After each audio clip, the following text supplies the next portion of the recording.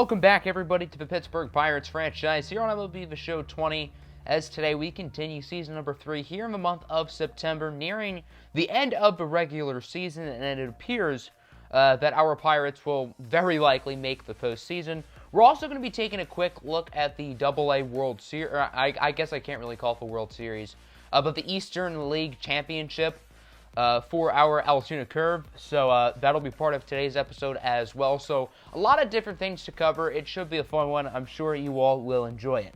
So our Pirates have not clinched the playoffs quite yet, but all we have to do is win one of our last 12 games or have the Nationals lose one of their last 12 or however many games they have left. So spoiler alert, chances are we're going to make the playoffs. It would take an absolute miracle for us not to make the postseason. However, the division race is fairly close. Us and Milwaukee are separated by 3 games, I believe. So that'll certainly be something to watch out for. Our final series of the year is a 3-game set at home against the Milwaukee Brewers. So that could decide who ends up winning the division. So I want to briefly go through the numbers. I'm not really going to go through them all in depth because there's nothing really exciting and new going on with the players. But I guess it is a good idea to refresh our minds for those who may forget or are a little bit newer to the series. Josh Bell continues to put up MVP caliber numbers. Dylan Carlson, O'Neal Cruz still having breakout seasons. Benny Lane, our rookie, has had a very solid season as well. This lineup is probably the best in the majors. I think we're pretty much right at the top when it comes to the best cumulative batting average out of every major league team, and I know we're first in home runs. The rotation as well is looking good. Jameson Taillon's been phenomenal.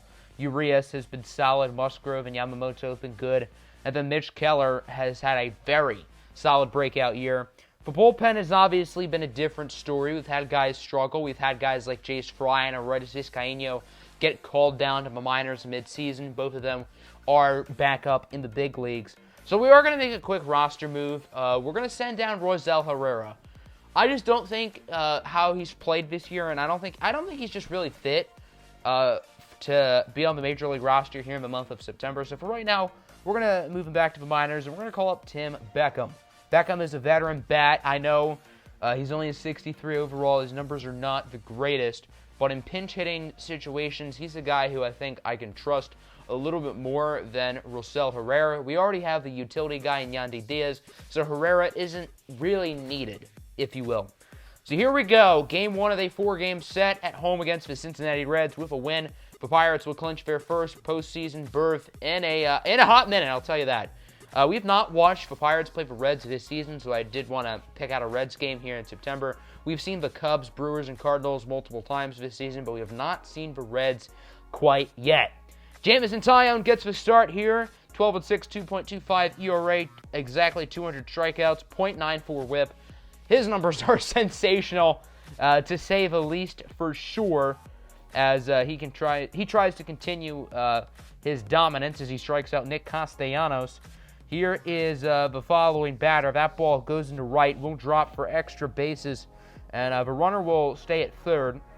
So the Reds got themselves 2 runners in scoring position and 1 out for a Eugenio Suarez, who has a lot of pop in his bat, and he's going Abo Popo deep into right for the home run, and the Cincinnati Reds are quickly on the board as they now lead it 3-0. Suarez with his 34th home run of the campaign. TJ Antoine is on the mound for the Reds, and his season has been the exact opposite of Jameson Taillon. 2-17, very bad ERA, very bad WHIP.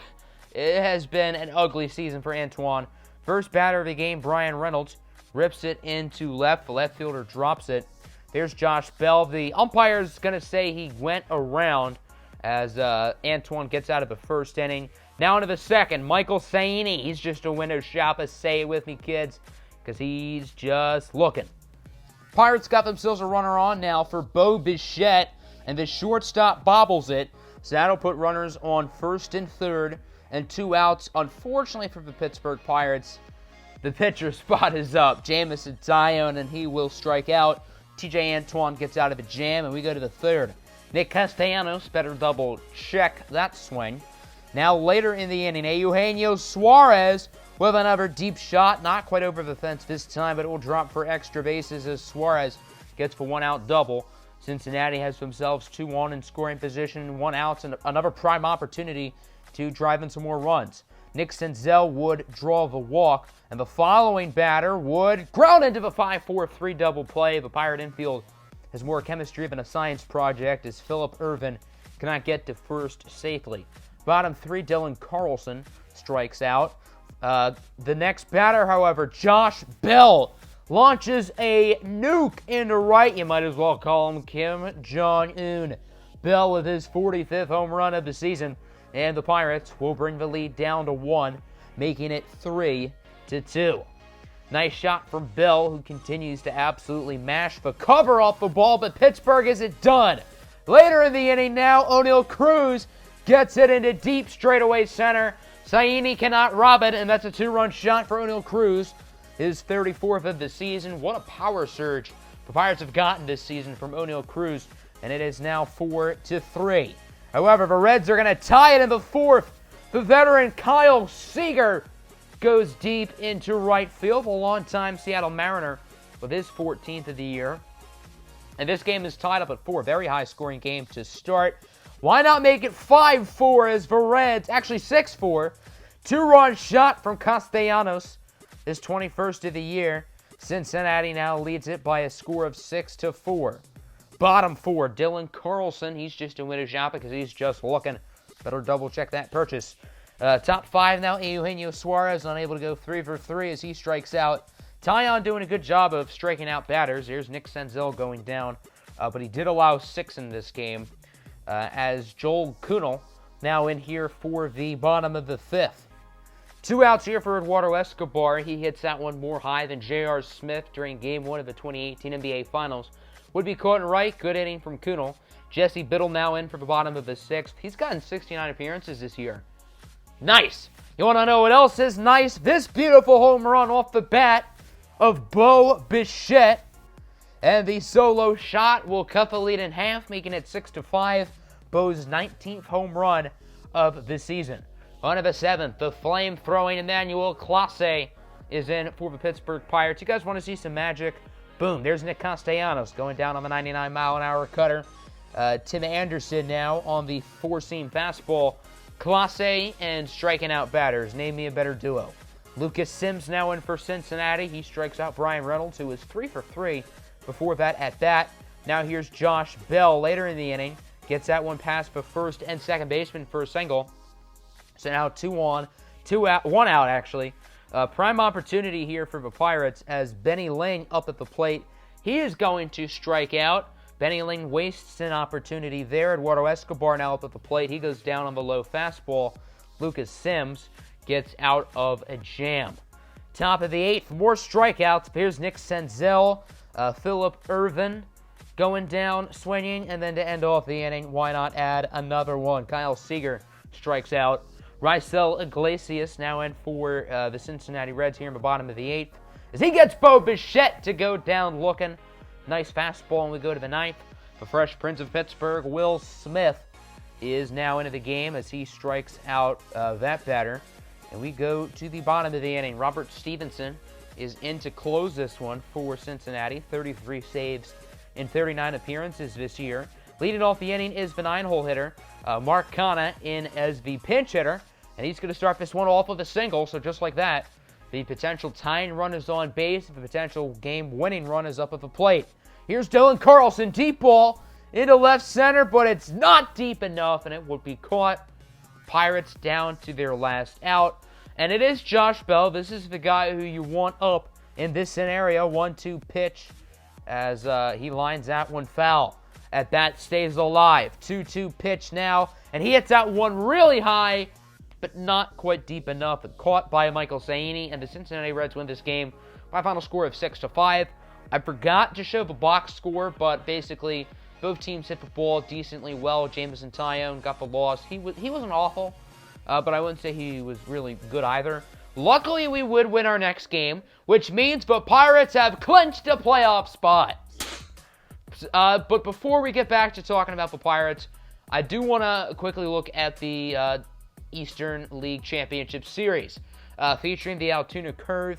Here's a quick look at the postseason numbers for everybody. Once again, I'm not really going to go into too much detail, but kind of like the majors, I would say we have the best lineup when it comes to AA, and we have a pretty solid pitching staff too. It's the AAA team that doesn't have like the great lineup, but the AA team, like the majors, not only has a bunch of guys with good averages, but also a bunch of players who can mash the cover off the ball. So we're going to start with some quick managing here as we look at game number 1. If you guys want to see more like quick managing in episodes of like the major league games, let me know in the comments. I'm certainly okay to add that. James Jew getting the start for us as Altoona leads it 4-0, now 6-0. We make the mistake of leaving James Jew in a little bit too long. He allows 5 in the 7th. So we're going to make a pitching change here in the 8th. Gaylord Dixon is now in, and he allows 3. So the Sea Dogs win the game 8-6, scoring all 8 runs in the final 2 innings. In a 5-game series, this is not a game you can afford to lose. I mean, we were the better team. We were up, 6-0 going in the bottom of the 7th, and we blew it. And this is not the type of game you can lose. So right now, I think it's safe to say Portland has all of the momentum.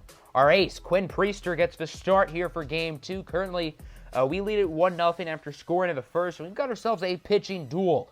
No runs since then. Priester is absolutely cooking. To be fair, so is the Sea Dogs bullpen. Still 1-0 as we go to the bottom of the 8th. Quinn Priester's day is done. Patrick Waldron will now enter. His inning is successful. So now we go to the bottom of the 9th, going to get the closer, Leonard Iguchi, into the game as he tries to finish this one off. First batter is walked. Second batter bunts him to second, strikeout, and then a fly out. So the Curve win game 2, 1-0. After a high-scoring game 1, game 2 is very low scoring. The only RBI was from first baseman Kiki Javere. 7 shutout innings from Quinn Priester, 6 strikeouts, only allowing 4 hits. Good win for Altoona. So now we go to game 3. The next 2 games are at home, which is big. And hopefully we can potentially finish out the series. Portland leads it 1-0. Felipe Benitez gets the start. He's had a very good season for us as he's looking good through 6.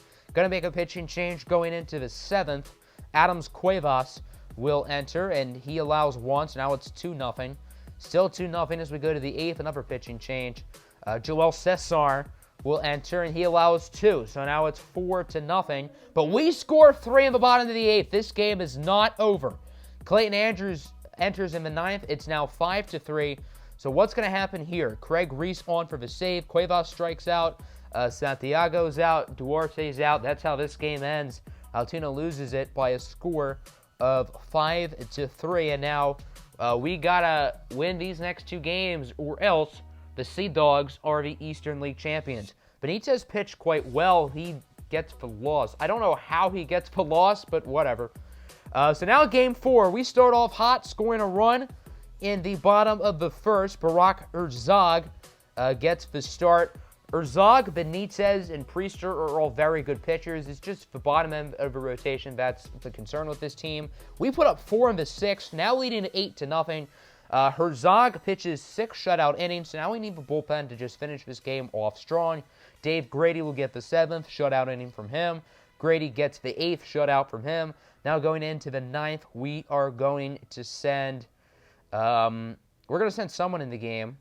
Don't know who. Clayton Andrews. Clayton Andrews will get the 9th. He allows 1, but it doesn't matter, as the Altoona Curve win the game by a score of 8-1. The Bats played really well. Pablo Cairo goes 4 for 5 with 5 RBIs, yet his postseason average, with 2 home runs as well, yet his postseason average is still 206. Not what we want to see from our top hitting prospect. It looks like he's had a rough postseason, but he did play well here. So now game 5. We're going to play the whole game 5 because, I mean, this is for the championship. For some of these guys who are never going to make the majors, this is like their game 7 of a World Series to them. So this is a fairly important game. If we win, then we're the Eastern League champions, and if we lose, they're the Eastern League champions. Here's a look at both lineups, 1-9 here in this one. Getting the start for the home Portland Sea Dogs will be Cutter Crawford. 1 postseason start, did not allow a run, got the win in 7 innings. He does not have a cutter, though, which is kind of disappointing, considering his name, well, is Cutter. Runner on, 2 outs for Koizumi Satoshi. The Japanese native goes deep into right, and the Altoona Curve are on the board. Satoshi with his first home run of the postseason, and the Curve are off to a quick 2-0 lead. Michael Gonzalez gets the start for Altoona. He had a very rough year. Not the guy you really want starting a end-all, be-all game, but he did have a good first postseason start. Leadoff hitter Sandy Donald was more blind than Helen Keller. I don't know what he was swinging at. Let's go to the third inning now. Scores 2-0. Koizumi Satoshi back up at the plate. He's going to try to make it 4-0, and it does not quite get over the fence, but it does go off the wall. Cairo will advance to third safely, so 2 runners in scoring position. 1 out. Can Altoona extend the lead? Kiki Javere, the 18-year-old first baseman, is up at the plate. Rips a single into center. Marcus Wilson will not attempt the throw home. Cairo and Satoshi will score, and the Altoona Curve now lead it 4-0. Bottom of the third now, Sandy Donald with 1 out. He's shopping gap. That's going to drop for extra bases. A little bit of a miscommunication from the center and right fielder, Alexander Canario and Pablo Cairo. Donald advances to third, and Portland has themselves a runner 90 feet away from home. Devin Hairston now up at the plate. That one will go up the middle just a little, single into center. Donald will score, and it is now 4-1. But this inning is just getting started. The next batter, Josh Okami. He is the star of this Portland Sea Dogs team. He would have been the best hitter in the Eastern League this year if it weren't for Pablo Cairo. So this guy is pretty darn good. As he goes deep into right, his first postseason home run, and this game is now 4-3. Runner on second now for Lionel Riddle. That's going to be a single into right center. Run will score, and this game is tied up at 4, just like that. We've got ourselves a very interesting game now as we go to the bottom of the 4th. Pitching change for Altoona. They don't trust Michael Gonzalez to go any further. The long reliever, Bo Susler, is now in. Runner on for Sandy Donald. Places this one perfectly into the left center gap. Mickey Moniak makes a bad read on it. We got the runner staying at third, so 2 runners in scoring position. 1 out for Devin Hairston. He drove in a run in his last at-bat. It looks like he's going to drive in another one here on the sacrifice fly. Run does come home to score standing up, and the Sea Dogs will now lead it 5-4. Full count now for Josh Okami. That's a single into center, and it is now 6-4. Portland has put up 6 runs in the past 2 innings, and now we go to the 5th inning. Alexander Canario leading things off. That ball's absolutely crushed into left field, and it is going to go over the fence for a home run. The leadoff hitter, Alexander Canario, with his first home run of the postseason, and the Curve will cut the lead in half, making it 5-4. After a single for Moniak, that brings up Pablo Cairo, who goes deep into left center field, back at the track, at the wall, and it's gone. Cairo goes deep. Now it says it's his first home run of the playoffs. I know that's a lie because he just hit 2 in Game 4. Cairo and the Curve now lead it 7-6, just like that. Remember that lead, Portland? It went out the window real quick. Pablo Garcia is now in the game. 1 out for Ryan Jorgensen, the German native, who crushes it into left field, and that ball will go over the fence. 2-run shot, and the score is now 6-9. Nice, as Altoona takes a 3-run lead, putting up 5 runs in the 5th. Now to the 6th, Canario up at the plate, and he crushes it. Another home run. That ball was in the top deck of that left field building. I don't know if that's a hotel or what. An absolute bomb, 417 feet. We got to look at that beauty again. Canario crushes it. His second home run in as many innings. And we got another pitching change for Portland. Dedgar Jimenez is now into the game as the lefty is in. Pablo Cairo up at the plate, gets that one. That should have been a base hit, but an excellent play at third from Lionel Riddle. Cairo is out, but still, Altoona leads it 10-6 as we go to the bottom of the 7th. Marcus Wilson up. He's going to ground into the 6-4-3 double play. Hats off to Bo Susler. He's done a great job as the long reliever. That 4th inning was kind of rough, but the past 3 innings, he slammed the door. Bottom 8 now, Gaylord Dixian is in. Don't laugh, 12-year-olds. As he walks a batter. So now there's 2 on, 2 out. The tying run is up at the plate. Devin Harrison, this is a big opportunity for him. He grounds to the third baseman. Israel Cuevas tags the base. And the Curve are now 1 inning away from becoming champions. James Caan now in here for the top of the 9th inning. And the Curve are going to try to get some insurance runs as Koizumi Satoshi gets that one into the right center field gap. Cairo scores. And Satoshi's going to head to third only because he was a triple shy of the cycle. So he said, screw it. Why not try to get the cycle? He is out at third. But the run scores, and it's now 11-6.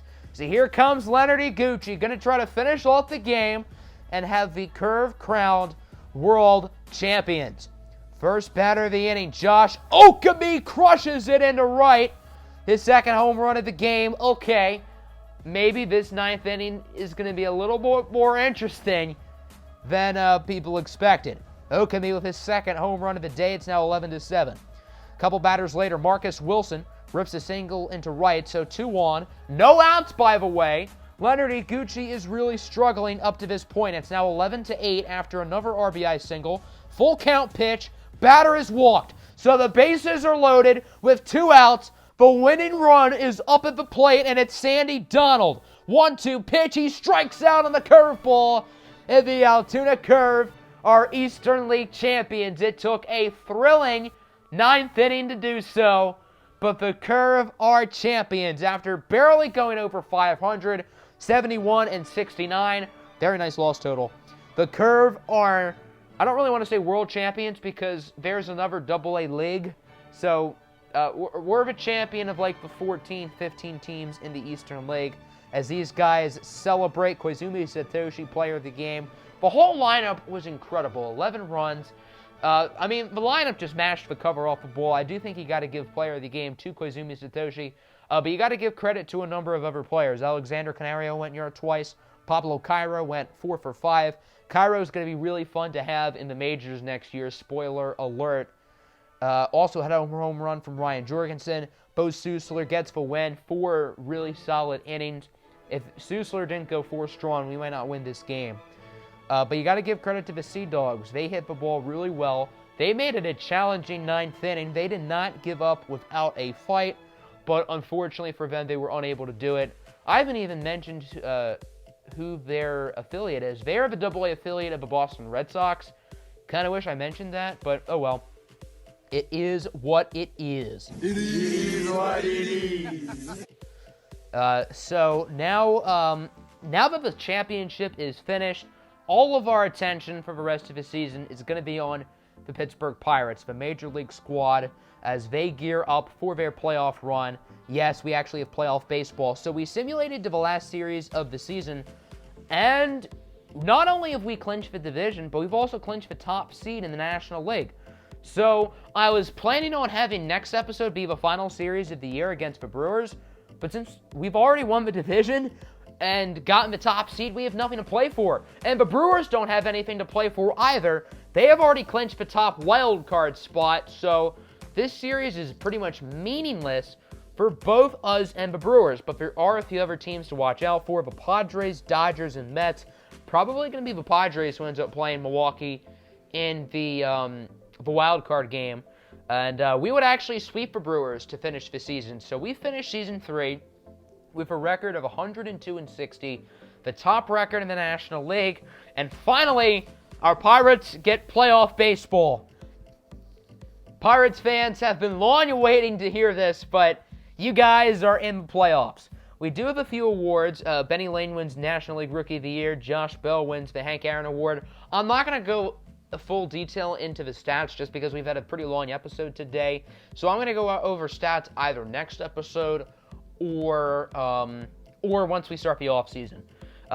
Looking at league leaders, Josh Bell leads the majors in home runs, batting average, runs, slugging percentage, on base, and OPS.